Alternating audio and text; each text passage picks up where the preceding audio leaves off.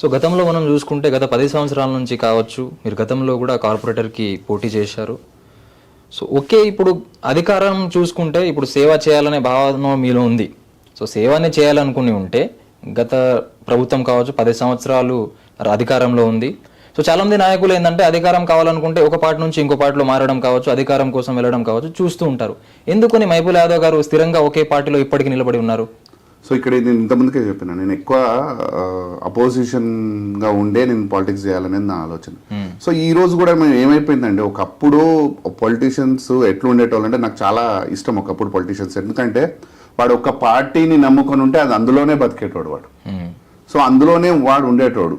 So ఆ politician ఈరోజు గుర్తుపెట్టుకోండి, ఇప్పుడు ఈరోజు ఏమైపోయింది, ఏ పార్టీలో గెలిచినా, ఏ పార్టీలో రూలింగ్ ఉంటే ఆ పార్టీకి అంత లీడర్లు షిఫ్ట్ అయిపోతున్నాడు. ఓడిపోయినోడు గెలిచినోడు అంతా ఆ రూలింగ్ పార్టీలోనే ఉంటాడు. ఇంకా అపోజిషన్ ఎక్కడ పోయింది?